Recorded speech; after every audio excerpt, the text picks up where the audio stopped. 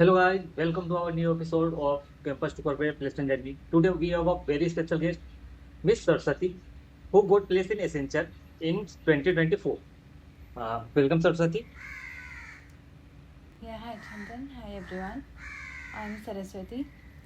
I finished my BTech in Computer Science and Engineering from VIT Vellore. I was in CSE core, and I got into Accenture. I joined on October 2024, and I got into Accenture through my summer internship. I had received a PPO, and then my results came on August, and I joined the company by October 24. Okay, that means it was like first you got internship from the Accenture. After that you got PPU. Okay. So I start with the internship period. Okay. How you apply and how you got hired. And I was starting my third year at Accenture, uh, so which is the fifth semester. So that time it was around 2022. So around that time, during the months of August or September, the internships started coming. Like companies started coming for summer internship offers, which we do at the end of third year. So at that time, Accenture had come. I guess it was around October end. So around that time, we got a mail from VIT placement cell saying that Accenture has come for like it was part of the Super Dream offer. So as you know, VIT has Super Dream companies categorized as Super Dream, Dream, and Restricted Dream offers. So Accenture internship came as a Super Dream offer.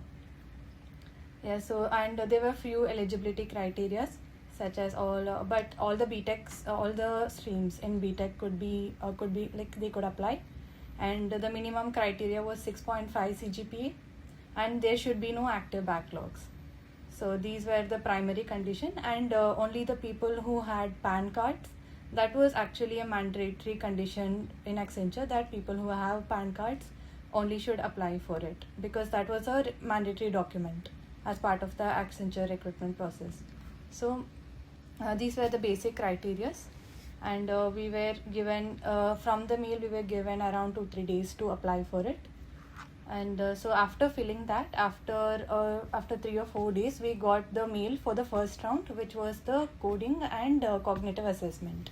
So the cognitive assessment had 90 questions, and as soon as you finish those 90 questions, immediately you would be moved to the coding round, which has two coding questions, which is of 45 minutes. The cognitive assessment was for 90 minutes. So this was the initial round, and after I took this round, then after 2 or 3 days, I got a mail saying that I had moved to the next round, which was the communication round. So in that round, it was an online communication round, which was basically kind of like an AI system asking you questions, and you have to answer it back. It was kind of like a very casual AI type of interview, but it was just a communication round just to test your English and verbal skills. So that was a round for half an hour, and to prepare for it, I think you can find a lot of videos on YouTube to take as a reference for the communication round. Like yeah, you can take a lot of ideas. You get a lot of mock rounds available there, which you can take up to prepare. And after that, you finally, after 2-3 days after that, you get a link for the interview round. So you can choose your slot and give your interview. And after that, after 3 days or 4 days after that, I got my result that I was part of the like I was selected in the Accenture Advanced Engineering Hiring Program. So that is the name of the internship offer which came, which is called as AEH. In Accenture we call it AEH. So it was an AEH summer internship offer. Yeah, this is the basic of how that journey went. And the next June, which was 2023 June July, I had done my summer internship. So in the first round, like that is two partner. One is MCQ round, MCQ section, and second is coding part. Can you tell a little more about that part, like in in objective question? what kind of question they are asked, and in DSA, what kind of question they ask. Yeah, the assessment was basically math, aptitude, and verbal. And that was the first 90 questions, whatever you get. And after you finish the assessment, in 5 to 10 minutes, you will get another mail that you have cleared the assessment round. And you will automatically get the link for the coding round from Accenture. So during that time, then you start your coding round. Coding round, I got 2 DSA questions. One was, I think, array list. And one more was just a array travels a problem. So my both the DSA questions were related to arrays. Yeah, and after some of my friends had gotten list and graphs as well, but in my case it was arrays. So both of my DSA questions, I had 45 minutes to complete them, and once I completed, then the assessment ended, and after that you don't get any further meals. You need to wait for 2 or 3 more days to know that you are selected for the communication round. Okay, so there is two coding problem. Yeah, two. या तो उसमें से दोनों करने के बाद आप eligible होगे नेक्स्ट राउंड के लिए, या फिर एक करो तो हो जाएगा? No, both. You have to clear both. Yeah, that means I have to complete pass all the test case in the both. Test cases have to be passed without any errors. Okay, and what about the MCQ part? MCQs, there is no clear cutoff for it as far as I remember. We didn't really get our scores after the MCQ round. You just get to know that you have cleared it or not. But as far as my experience, the fastest you can answer maximum correct questions, that is how you get into it. Means it's all about the accuracy. Yeah, it's everything about accuracy.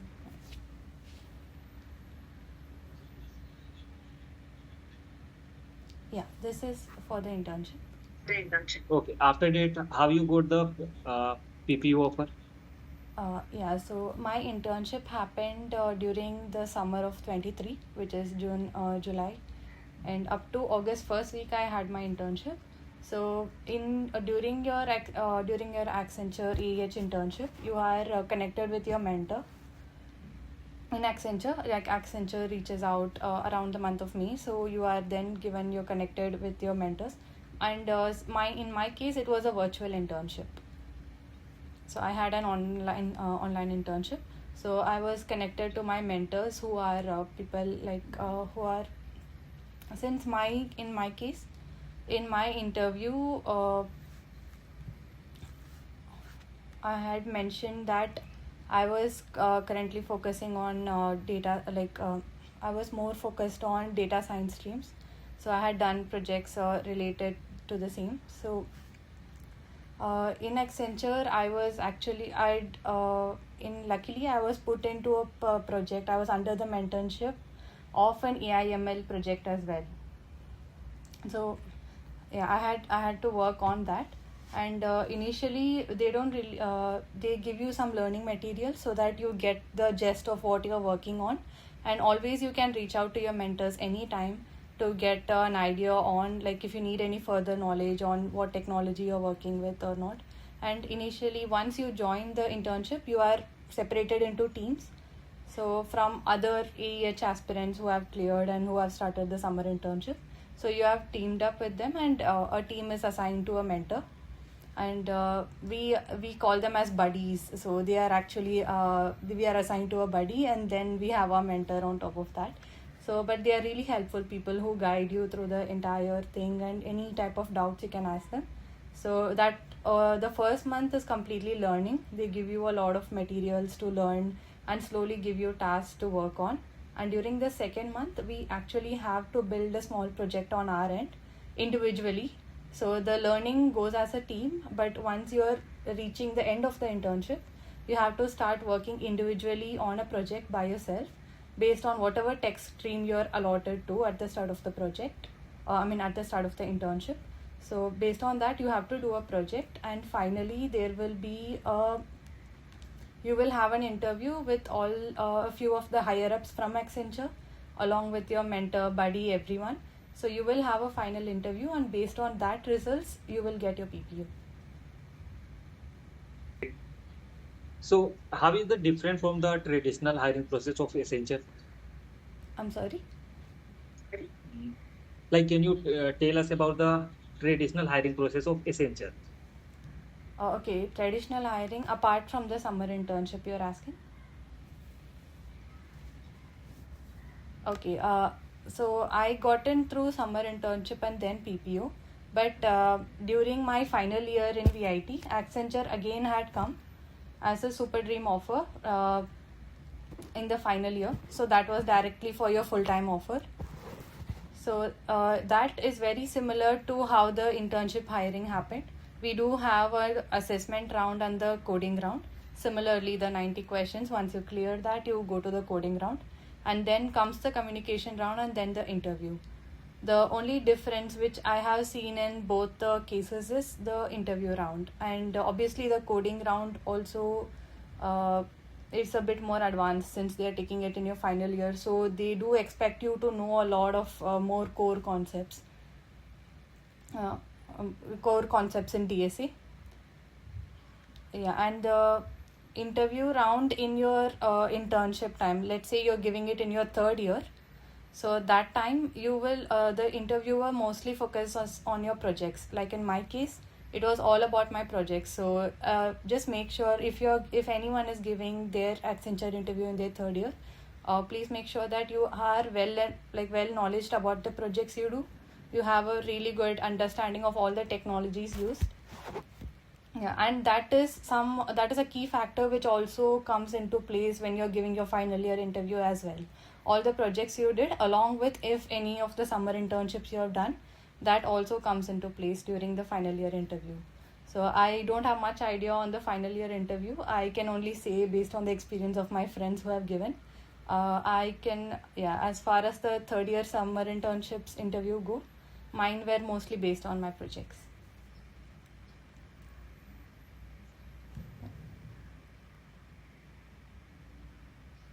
Okay, next is like, how was your overall interview experience in the third year? Like, what kind of question did they ask to you? My interview went very smoothly, and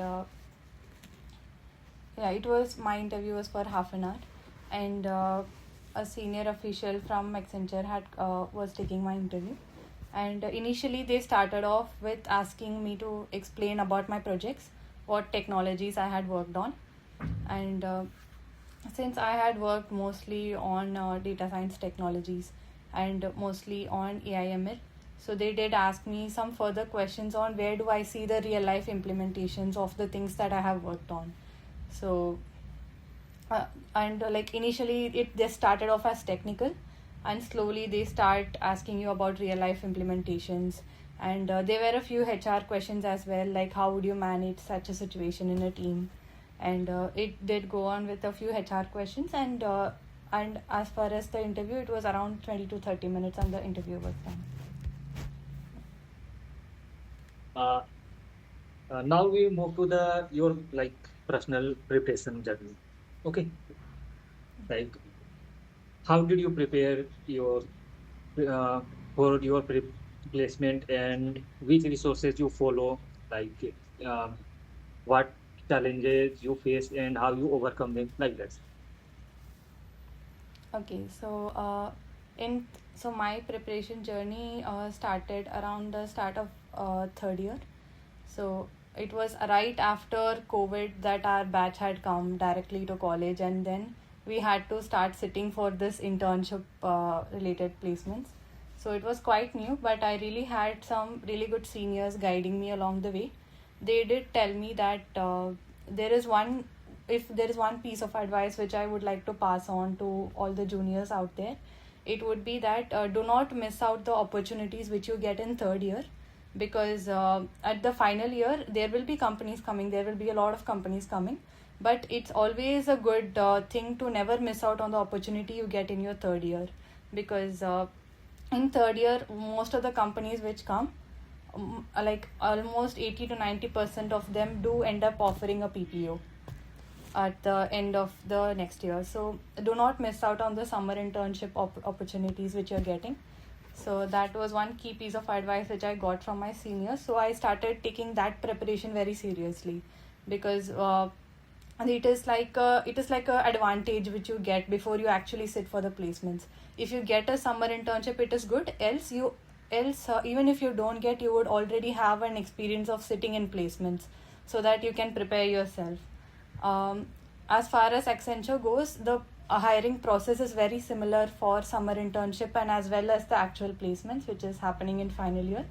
So basically, I started with all the cognitive test. I started preparing a lot for the cognitive test since most of the companies had started with that. And for my DSC, uh, I had used a lot of YouTube resources such as Traverse and all this DSA material, whichever, all the roadmaps, whatever was shared to me. Like some of my seniors shared a lot of good DSA roadmaps to me. So I just went along practicing that. Just be confident with your core DSA concepts, such as arrays, list, and since a lot of companies do ask a lot of questions on the core concepts ultimately. So in my case, I started. I just wanted to be thorough with my core concepts. So yeah, that was basically my prep. Yeah, great. One more thing that confuses almost everyone, like how to make a good resume. Okay. Can you please share some tip for the junior to make a good resume, like some do's and some don'ts? Okay. So in your resume, I would make sure that you have a really good projects section. Because at the end of college, the work experience may not be with everyone. Not everyone does an internship. So in that case, just make sure that even though you have done like 4 to 5 projects, add the projects which really add value to your resume. Add such that which are like trending technologies such as Gen AI. So all these would look up really good for the company. And make sure that you add all of the skills that you have worked on, so that if an interview they do ask you, like in my case, I had worked a little bit on Tableau and this stuff, but I was not that confident on them. But then I did add it in my resume, and in one of the interviews which I had given, they did ask me about it. So like, do you do Tableau and all this stuff? So I did mention to them that like, okay, I have like worked on just a little bit on that, but not too much. So make sure that what you're adding on, you do have an experience on it and you can speak on it. So, or even if you don't know, just make sure you convey to the interviewer that you are willing to learn. It is a technology that you're interested in. So just add the things, whatever skills you're adding, add them wisely, and look forward to whatever the company is currently working on, that technologies. And if you have already worked on that technologies, it's a really good thing to add it in your resume, so that it stands out to the recruiter that you are currently working on these technologies. Great. One more question, like, can you please share some resources from where you? Okay. There was, as I mentioned, Strivers DAC. That is a really good resource, and I did multiple lead codes as well regarding to arrays and all these problems. Basic lead codes, whatever you get. Yeah, and in my case, I also for verbal and communication assessments, there are many things. There are many this thing online. I do not have a particular website for it, but then you can actually like find a lot of mock test online, whatever you can take for these cognitive assessment rounds. So all that matters is accuracy, like I said. So if you want to practice a lot, you can there you will find a ton of different assessments online. So yeah, you could. And for DSA related, you can always go up to hacker rank or lead code and do every problems there. That would be good. Great. Now I move on the one of the most awaited future. Like, what was the package offer for your role? Okay, so advanced engineering higher through which I did my internship and got the PPO. It was 12 LPA. Okay. Yeah, And what was the stipend during the internship? yeah. You get 50,000 per month for the internship. And the duration of the internship was I'm sorry. Sorry? Duration, right? Duration of Duration, right? Yeah, it was 2 months. Yeah, it was 2 months. 2 months. Yeah, great. Oh, thank you. Uh, One more thing, like give some advice or some key advice for the juniors or someone who prepare for the placement. Okay. Uh, So, as I mentioned earlier, if you're in your third year, do not miss out on the internships offer which you're getting. A lot of really good companies come that time, and you will be sitting with the batch which is like during placements, you can obviously see the number of competition go up as well. And since not many are aware of this opportunity which you get in third year, so it is a golden chance. So, one advice I would give to juniors is that never miss that opportunity. And the second is as early as in your second year. I am not sure about other colleges, but in VIT we do cover major of the like DSA and all these topics in our second year. So I would advise to my juniors that right from that time do start your lead code or hacker rank, so that is something you can add in your resume as well, and it does reflect really well. You can add your and do start adding your projects and everything to your GitHub, so that you could share that as part of your resume as well. So all these would be some tips which I can give from my side. And if you're in your final year, like don't like you will always have this chance, because obviously the number of companies which are coming in final year is more compared to the third year, so you do have a larger pool to like apply for. So yeah, I would advise everyone to like keep continuing that or start your preparation from second year. That would be ideal, but if not, it's now is better than never, so keep working on it. Great. One more thing, like when did you start your preparation for the placement? Like you got an internship in third year. Mhm. So mine started like I did not have this initial knowledge of that we would get this opportunity in third year at all. So right after I came to college at the end of my in the middle of my fourth semester. So that was when colleges reopened after COVID, and I am a 2024 pass out. So that time it was just that I had entered college, but at that time I had really no idea that we would be having this thing. And one day I started seeing all these mails started coming up that this company we can apply for it, like VIT placement cell, they start sending you mail by the end of your fourth year as well, like really slot one company start coming at the end of the end of your fourth semester as well. Slot one company start coming around that time, and at that time I did not have that much knowledge on it, so I did miss applying for a lot of good companies at that time. So I did have really good seniors guide me. So I started my prep at the end of my second year itself, like I started the actual prep at that time.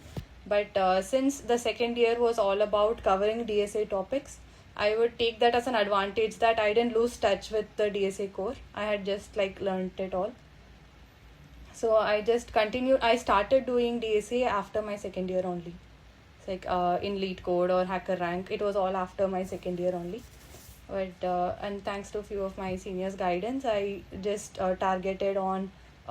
You can look up in like there is a lot of online resources like Glassdoor or anything that which tells you that what kind of questions are repeatedly asked in a company's placements, right?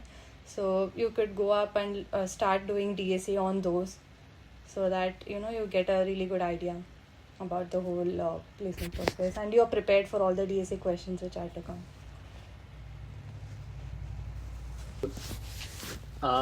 Can you please share your like timetable or daily routine when you preparing for the placement? Okay, so in third year, I did have a lot of project components which I had taken as part of my VIT schedule. Managing the projects, the labs, and the credits along with the preparation was a bit hectic. So what I used to do is, thankfully, a lot of the subjects which I had taken in my third year were also like, there was one subject called as DAA. I'm not sure if you know that. Yeah, which is also like an advanced version of DSA which we learned. So all that was also covered in my curriculum. So one of an advantage was that a part of my curriculum was also DSA prep. But the disadvantage was that I had to give a lot of time to my projects and lab components as part of this. So every time I think, whenever you get this evening free time, whatever I used to have, whenever I get time during the weekends, I would do DSA. And in Sundays, there are this lead code tests also which you can give, the competitive tests, so that also you can try it out. So yeah, just in any of the spare time, whatever I had, I would make sure that I'm doing at least one coding question per day. Like not too much. I mean, you should aim for higher, but my goal was that at least do one coding question per day so that you never lose touch on it. Because anytime any company could come up, and you just need to be ready to take that opportunity and never miss that opportunity. So just make sure that you are always in touch, never lose it. Even though you're going for vacation or something, just make sure that at least you try to have one or at least one question per day, because at any time you're prepared, and that itself builds a confident, like I think that itself builds your confidence. Because if someone is out of touch, the confidence naturally goes down. So if you at least know that, okay, I have been doing at least one question per day, and that itself gives you a sense of confidence that, okay, I can do it. And that confidence is really important, and it does reflect in your interview as well. The more confident you speak, the that itself gives a really good first impression. And that first impression in interviews is what I feel is really important. What do you think, like, how many number of questions someone should solve before he sit to the placement? I do not have a specific number in mind. It's in my case, I did a lot of medium level questions in lead code. Not too many hard questions. I did a lot of medium. But I would say consistency is the key. Just try to do as much as you can. Great. One last question. What was your overall experience in the college? Like, what was your overall 4 years? I'm sorry, I didn't understand. Like your experience in college, like overall 4 year journey. Mm-hmm. Okay. So in VIT Vellore, we had a lot of clubs and chapters as well. So yeah, so I was not lucky enough to be a part of any CSE chapters, but I've heard from my friends that there is that code chef and all in VIT. So I don't know if juniors might be having an idea on it. So that is a really great place, because as I said, I did have a good I was grateful enough that I had some good senior connections. So I think it's important that you do make some senior connections so that they can guide you on what is right, what is wrong, and that you do not miss out on opportunities. They would have gone through the things already before you, so they know which opportunities are good and which are not, which you can take up. So that was one thing that I had really good. I had a lot of good moments. I made a lot of good friends, and luckily I got to be a part of VIT NCC as well during my third year. So that is one thing I do remember. And yeah, just have a good friend circle. Have a good friend circle which who can motivate you. Because I felt that during the placement journey, I did have really good friends who we could share that, okay, today I did this questions, like, can you remind me to do this question tomorrow? Or, just having this kind of supportful, support from your friends itself is a huge motivating factor, since like you grow together. And we would do this studies at I don't know, VIT Vellore has this night library concept. So I'm not sure if you know about it, but we were allowed to access our library resources even at night. So that was also a huge help to us, because a day before or 2 days before, we would all of our friends, we would gather in the library, and so that we could help each other catch up on stuff. And that was also a great memory which I would take on. If you allow me, I have some question in my mind, uh, when someone go through the HR interview. Okay. Okay, there is so many like basic questions they ask, like strength, weakness. Okay, I want to ask you like how to smartly answer. Okay. So I guess when someone asks you about your strength or weakness, so do start off with your strengths, and do tell them that, okay, like, I'm a really hard worker, or I'm really focused and I can easily do multitasking, or these all. And if someone is really confident that they do not have any weakness, they can say so. But in my case, I would personally say that I do have weakness. I do have time management. Sometimes, when I'm multitasking, I'm not really able to manage time well. I would answer that I have this, but I would also make sure that I tell them that, okay, so I had realized I had this weakness, so I'm currently working on it. So right now, I try to take up one task and give my 100% towards it, rather than realizing. So I think that also puts a good impression towards the recruiter, that, okay, this person knows that they have something, but they recognized it and they're working towards it.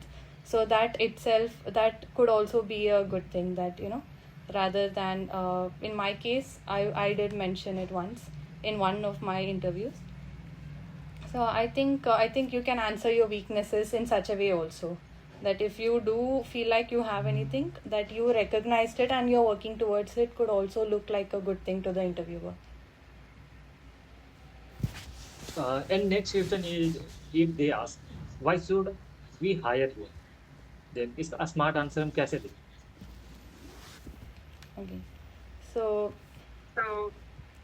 you could let them know what all are the good factors that you can bring in from your skill set and from your experiences. You could tell them that I have an interest. In my case, it was generative AI. So you could let them know that I took an interest in generative AI. I see that how it is growing currently in our economy. So, like, I see that it has a lot of different implications, and I am always excited to learn about generative AI. And my technical scope is not only related to that, and I am also open to learning new technologies, whatever come up in my plate. So all this would look like you are someone who is knowledgeable, and you are someone who are also willing to learn further. So I think this would look really good to the interviewer, and they should feel like, okay, so this is a good reason we can hire you, because you would have a subject knowledge and you would also be someone who is learning to go beyond your domain. So, like, in my case, I'll say that, okay, have experience in Gen AI, but I'm also excited to learn about other technologies, such as front end development or back end, anything. Like, I'd be open to working on anything. So you could just let them know that you are ready to work on other technologies as well. One more question. Can I ask? Yeah, sure. Yeah. Yeah, I can hear you. Yeah. So now that you have joined Accenture, uh, how is your experience so far in terms of work culture and the future growth? Okay, so it's almost going to be 1 year since my joining now. I joined last October, so so I am really glad to have Accenture as my first company. I did get to meet a lot of great people, and the people here are really welcoming towards freshers. So all the seniors, and currently the whatever project I'm in, all of my seniors, they are really supportive, that they acknowledge uh, that what we know, they do acknowledge it. They are open to hearing our opinions as well, and even if we don't know something, we can openly ask them about it. Like in my case, I'm really glad that I got good seniors here as well, who are like, if I have any doubt, if I really don't understand, because at the starting it was really uh, since I did a virtual internship, so this was on site, this was offline. Like once my work started, it was all offline. So it was a different experience actually going to the company and meeting the people that you work with. That is a completely different experience in itself. So in that, and whatever things you don't know, you can openly ask them and they will give you guidance on it. And Accenture itself has a Accenture learning portal where you can learn a lot of technologies. Like if in case you are experienced in some technology, but you are put into a project which has a completely different technology, so Accenture, they do make sure that once you join there, you are given the basic guidance of whatever that technology is. And there are many internal Accenture learning portals as well, from where you could get the resources to like learn new stuff. And also Accenture also provides you a lot of vouchers to take up certifications, such as GitHub Copilot or Azure 204, everything. So internally, Accenture also makes sure that you can take up multiple certifications for your personal growth. There is no restrictions on what certifications you should do. Actually, they do encourage doing a certification for every cycle. So every time a manager or someone always encourages you to take up a certification and do it, so that along with the professional career, you are growing something on your personal as well. And you could add it to your Accenture this performance portfolio as well, whatever certifications you have done. So I would say overall Accenture has been a really great company for the past year. Thank you so much for sharing such an honest and detailed experience about your journey and the hiring process. I truly appreciate your time and effort, and I wish you all the very best for your future ahead. Yeah, thank you so much, and then thank you for giving me this opportunity to share my journey. I hope I was able to share helpful information for all our juniors, and for anyone who's aspiring to get into Accenture. I really wish everyone all the best for your placement journeys and for all your upcoming careers. Thank you so much.